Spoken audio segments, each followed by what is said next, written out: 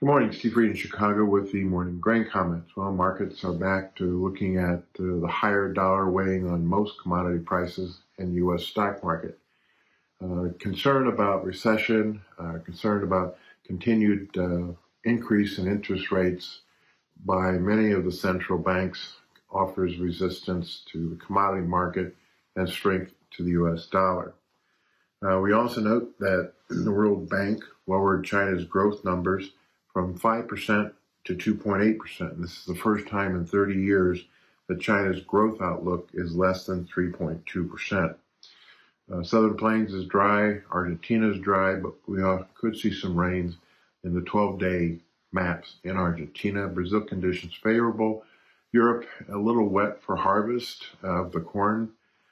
We also note that the central China remains dry with no rain in the 2-week forecast.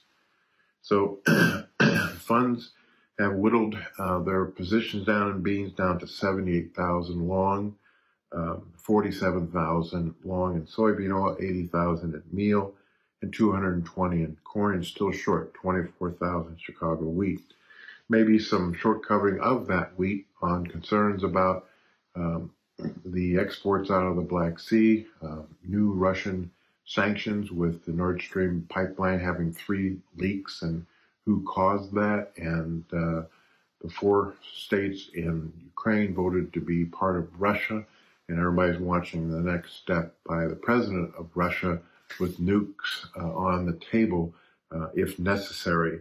The Ukrainians did ask for an export corridor to Europe for their grain shipments in case the corridor deal with Russia is not renewed or in fact closed earlier than the November expiration date.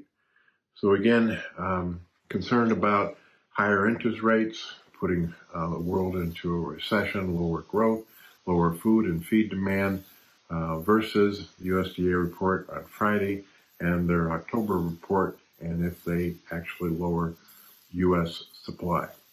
As always, these are my thoughts and not those of ADM Investor Services. Have a safe and profitable trading day. And remember, always treat people like you yourself would like to be treated.